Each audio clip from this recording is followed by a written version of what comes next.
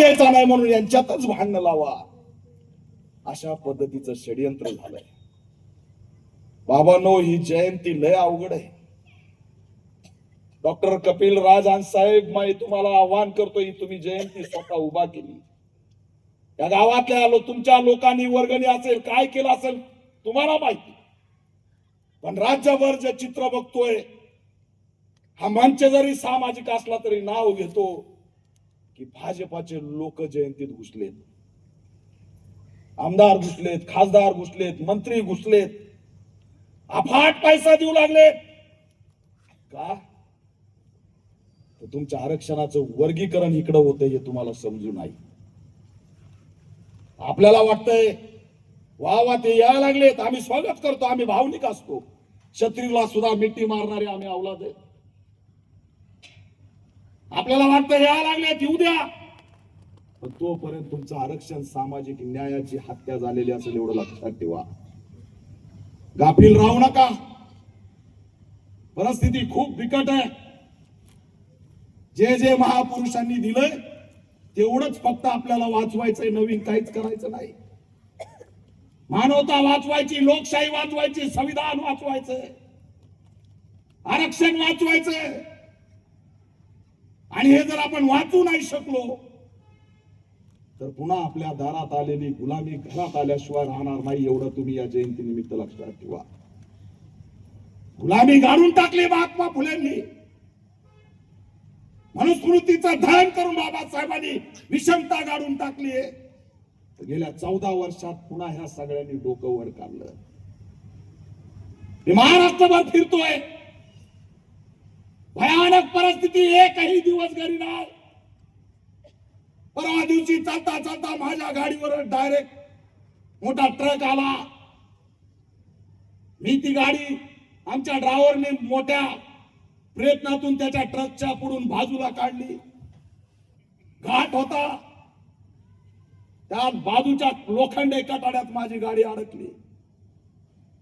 तरी सुद्धा ट्रकवाला गाडीला घासून गेला. मरण बघितलं.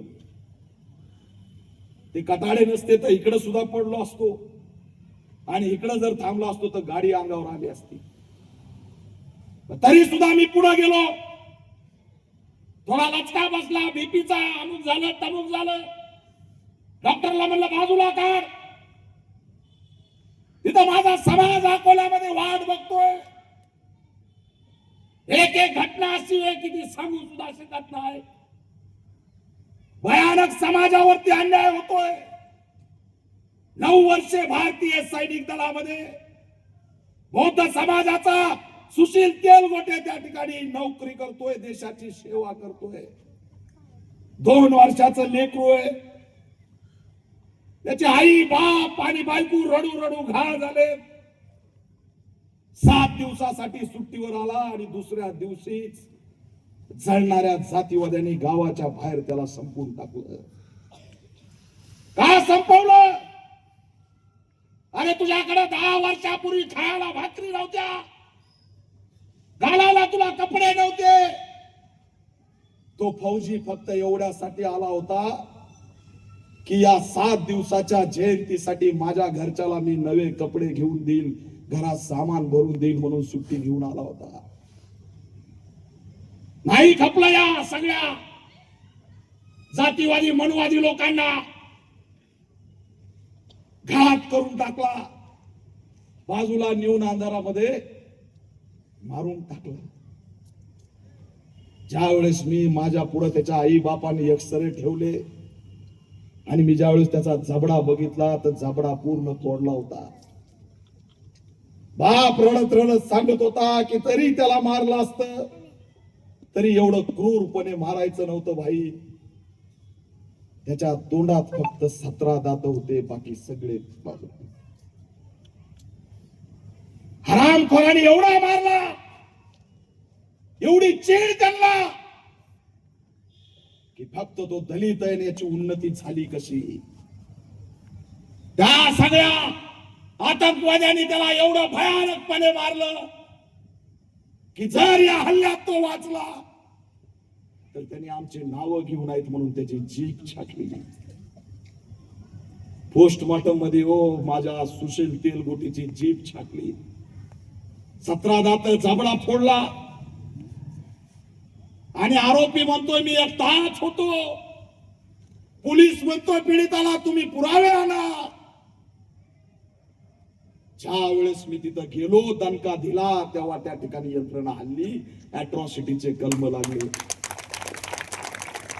म्हणून मी मेलो तरी तिथं जाण्यास का तयार होतो. 15 दिवस झालं होतं, देशाचा सैनिक मेलाय. कुणी आमदार येणार, कुणी खासदार येणार, कुणी मंत्री येणार. हा दीपक केदार ज्या दिवशी गेला, त्याच्या दुसऱ्या दिवशी आमदार खासदाराला यावं लागलं. ही ताकद आहे पॅन्थरची, ताकद आहे मुवमेंटची. आज त्याला न्याय कुठे? त्याला न्याय नाही आमच्या देशामध्ये. मारून टाकला आमचा माणूस, पण न्याय नाही. कसं बोलायचं आणि कसं लढायचं हा प्रश्न आमच्या पुढे पडलाय. रोज घटना घडतायत, मी तिथं धावून जातोय. त्या माझ्या जॅकेटला, शरीराला आया बहिणी बिलगतात. कुणाचं रक्त लागतं, कुणाचे अश्रू लागतात. घाई मोकलून रडतात, कुणी आमचा वाली राहिला नाही.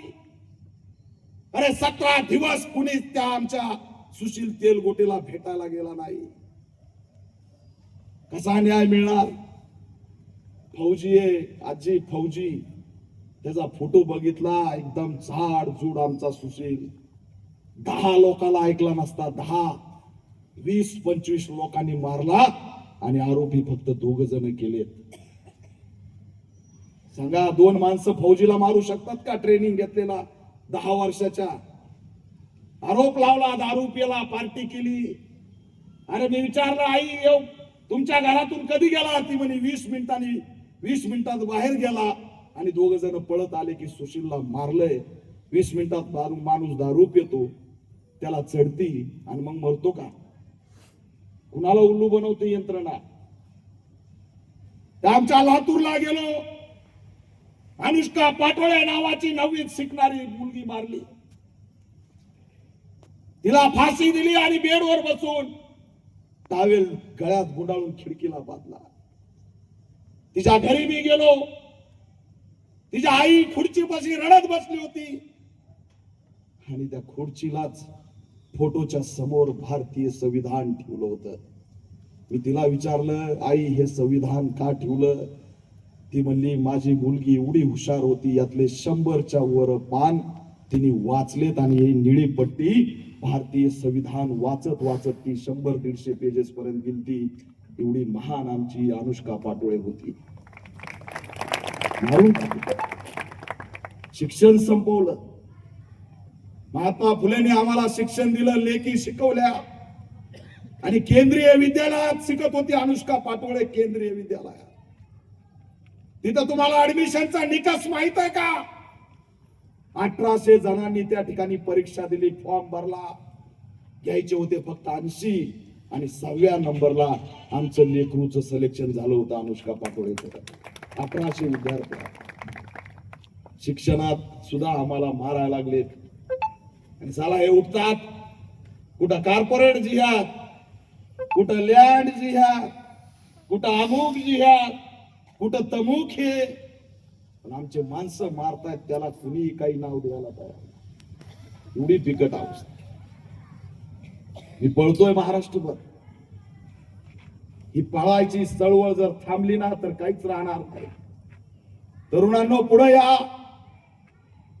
माझ्या बहिणींनो पुढे या. ही वेळ शांत बसण्याची नाही. ही जयंती शेवटची जयंती सुद्धा असू शकते. ही जयंती तुम्ही अशी तशी समजू नका. तुम्हाला जे जे दिलंय ते सगळं संपवण्याचे चान्सेस आज उभा झालेले. लोकसंख्या संपवण्याच्या नादात 70% बहुजन टार्गेटवर आहे. अरे माणूसच राहिला नाही तर काय विचार राहणार आहे? माणूसच राहिला नाही तर काय देश राहणार आहे?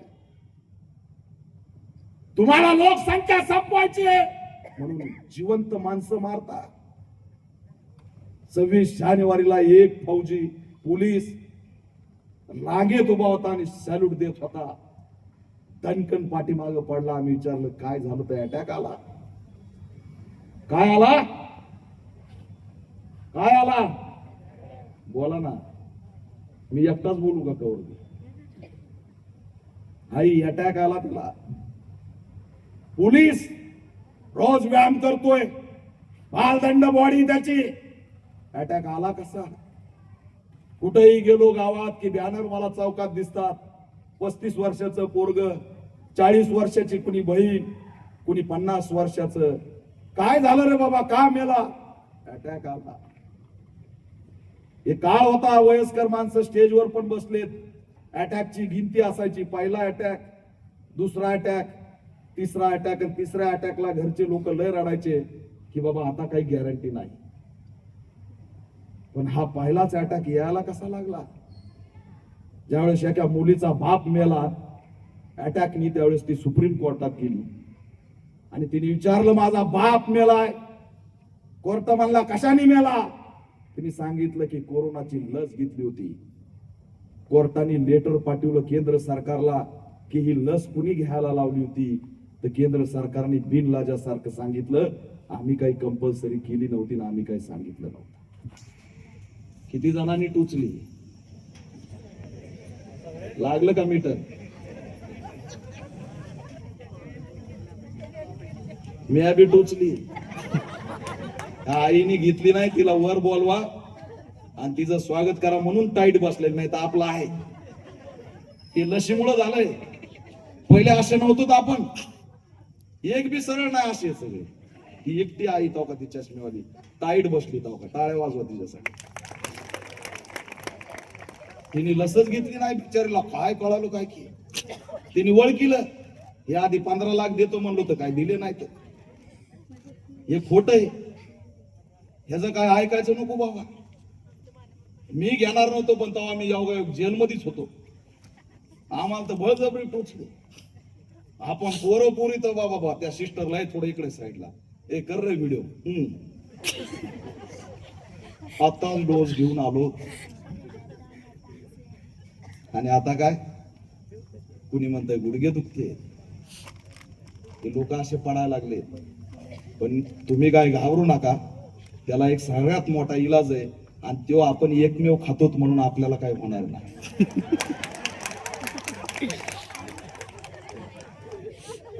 थोडं ठोकून खायचं आणि चुरून खायचं. ते एकमेव इलाज आहे त्याला. तुम्ही म्हणता ना आम्हाला तर काय नाही झालं, त्याचं कारण ते ज्यांनी सोडलंय त्याला बी खायला लावा जगायचं असेल तर.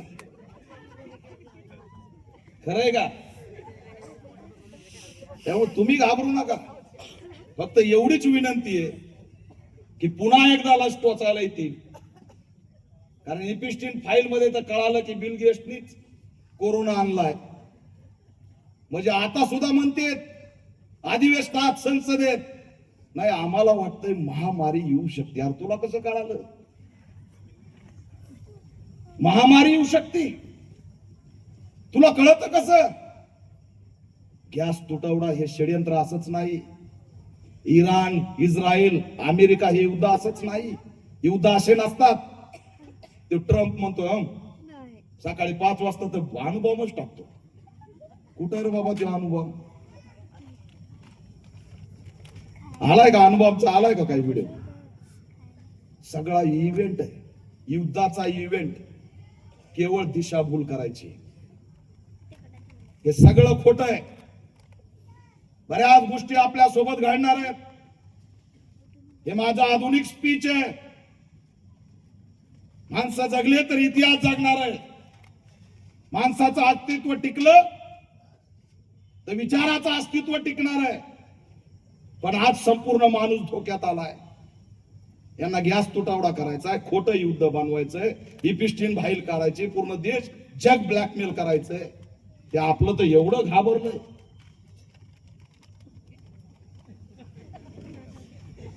काय केलंय काय नाही. आधी म्हणलं फक्त नाचलंय तेवढ्यावढंच टेन्शन मध्ये आलंय. इस्रायल मध्ये ते म्हणतात असं नाचलंय तेवढंच दाखवा, त्याच्या पुढचं काय दाखवा नका. त्यालाच माहिती काय केलं, टेन्शन मध्ये आलंय. ना इराण कडून जाय ना इकडून जाय ना तिकडून जाय ना. शांत म्हणजे येईन ना बाहेर सगळंच. अशोक खरात कांड सारखं टेन्शन मध्ये पूर्ण देश अस्थिरतेच्या उंबरट्यावर. अरे बाबा गॅसचा तुटवडा होता आणि तुम्ही काल बरं विचारायला आलात आम्हाला गॅसची पाईपलाईन लावायची. आलते का? गॅसची पाईपलाईन आली तुमच्याकडं? तिकडं आली पूर्ण शहरामध्ये. घराला गॅसची पाईपलाईन आली, घराला अडाणीचं मीटर लागलंय, घराला पाण्याचं मीटर लागलंय. एक बटन दाबलं की खेळ खल्लास. 5G आहे ना, स्पीड चलती. मग 6G कुणी मागितलंय, 7G कुणी मागितलंय? 5G तर चलतंय ना. मी रेडिएशनचे परिणाम कशासाठी? नेटवर, सिस्टीमवर, यंत्रणेवर जगायची सवय लावली. आता ही सिस्टीम जर कंट्रोल झाली की एका दिवसात तुम्ही गुलाम झालात म्हणून समजा. हेच असणार सर्वात मोठं आधुनिक षडयंत्र आहे. भाषण इतिहासातले येतील, सांगितले जातील, पण हे नवं षडयंत्र ओळखणं ही काळाची गरज आहे. प्रत्येक जण इंस्टाग्राम मध्ये रामलाय का नाही?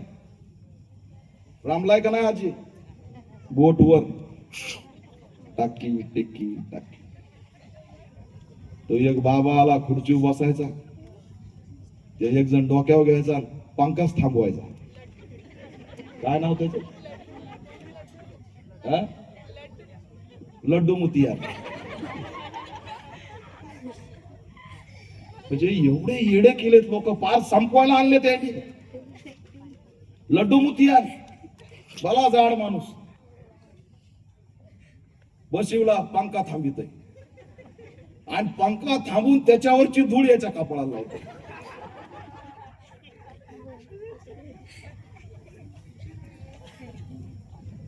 आमच्याकडे एक बाईचे भांडकुदळ व्हिडिओ आहेत. ती कुणाला भांडती माहित नाही, मोबाईलवर बसते. तुला दाखव काय नाही बोलले, गेली बाया पळून. ही बाई भांडती, तिचे व्हिडिओ, मग त्याच्यावर आमचे व्हिडिओ. मग लड्डू मुती आणलंय झाले पुन्हा गावा. तिकडं फॅनकडे बटनाकडे एक थांबतोय, इकडं खुर्ची बसतोय, बराबर हात लागे बटन बंद. कामाला लावून दिला आम्हाला. सगळे रोज रील्स मध्ये. पुस्तकं कोणी वाचत नाही, पेपर घरात कुणाच्या येत नाही. महापुरुषांचे विचार आता वाचायला कोणी तयार नाही. तुम्हाला काय सर्च करायचं, चालले ChatGPT. काय पाहिजे आलं AI. अरे पण ते किती खरं देतंय, किती खोटं देतंय. सगळा व्हॉट्सअप वरती आपण आपली दुनिया मांडायला लागलो, फेसबुक वरती सगळं व्यक्त व्हायला लागलो. राहिलोत कुठं आम्ही? आमचे सगळे कॅप्चर आहेत. 1 मे पासून सगळ्या तरुणांना सांगतोय, स्वतःला जपा. हे सगळे यंत्र जे आहेत, हे EVM. तुम्हाला काय वाटतं आपल्याला मतदान होत नाही? तुम्हाला काय वाटतं आपले सगळे माणसं विकतात? तरी मला विचारायचंय, निवडणुकीत किती रेट होता का? अरे आता बोला ना जोरात, मग आता लय बोलत होते. किती होता बघा, सांगतेच मी बाबासाहेबाच्या मूर्ती. किती होता आजी? 2000.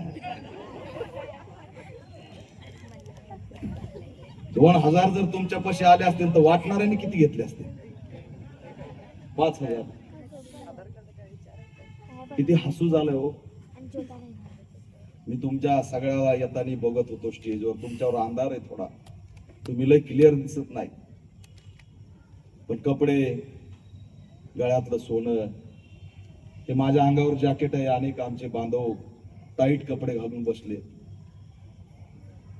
मी काल निपाणी मध्ये होतो आणि त्या वराळे सरांच्या तिथे एक अशी छोटीशी झोपडी आहे. आणि मी विचारलं, मला सांगायला आले की ती झोपडी कशाची आहे का माहितीये का? इथं रमाई 2 महिने राहिली होती. ती आजारी होती भरपूर निपाणीला. मग आम्ही ते बघायला गेलो झोपडी. तिथं स्मारक सुद्धा बनू शकलं नाही.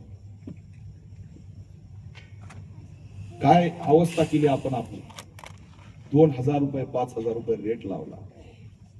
काय नसते झाले बाबासाहेब. बाबासाहेब काय नसते झाले. बाबासाहेबाला या देशाचं सरन्यायाधीश पद मिळवलं असतं. माता रमाईच्या मांडीवर 4 लेकरं दगावले. माता रमाईच्या पोटात अन्न नाही म्हणून टीबी झालाय. हे सगळं वैभव बघण्याआधी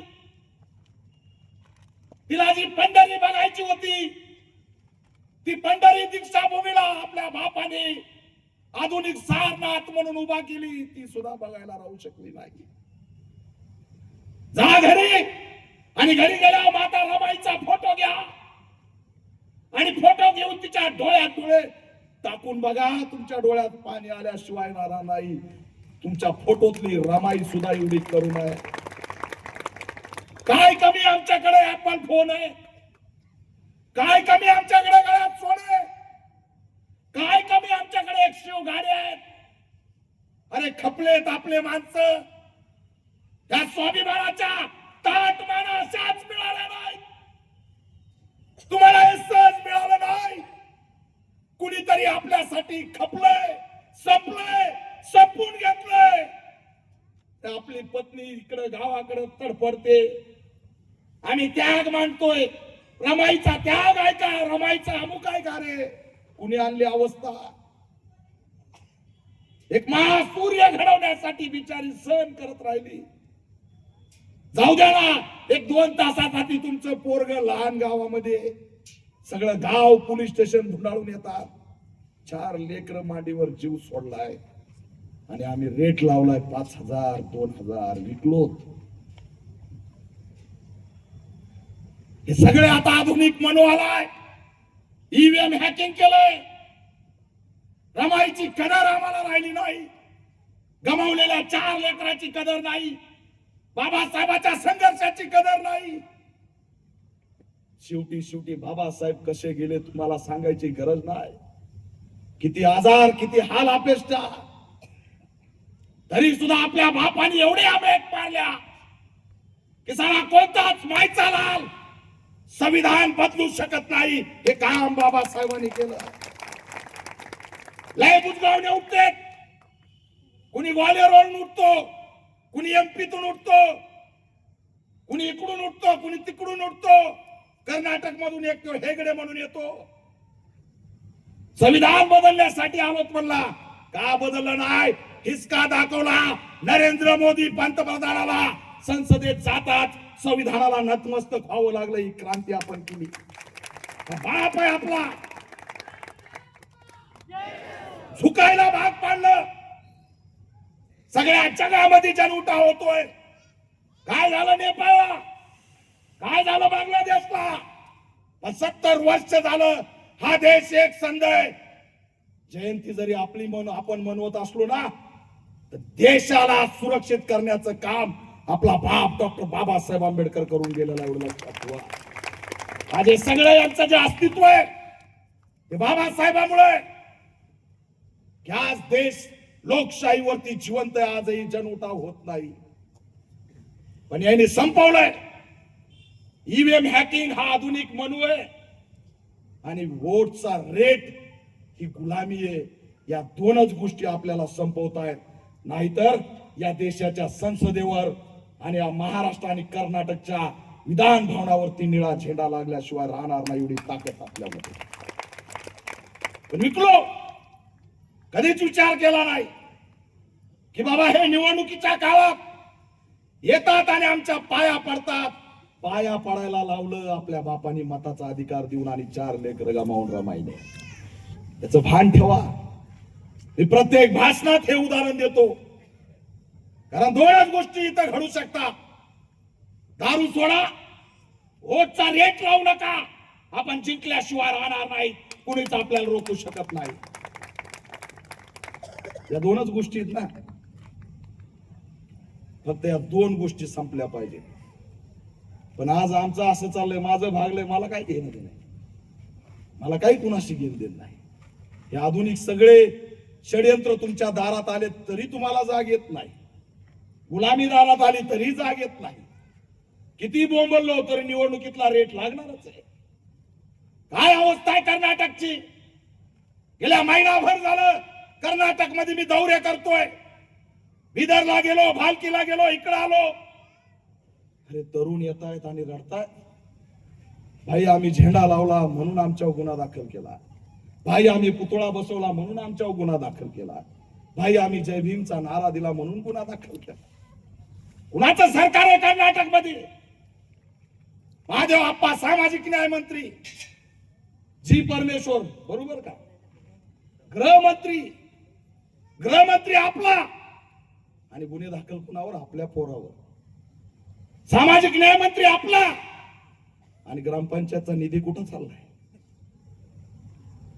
सात्विक आहे का कसं आहे बाबा? नाही तर पुन्हा मला बोलता तुम्ही. कुठं आहे ग्रामपंचायतचा निधी? किती दिवस शेड राहायचं? 29,000 कोटी रुपये कर्नाटक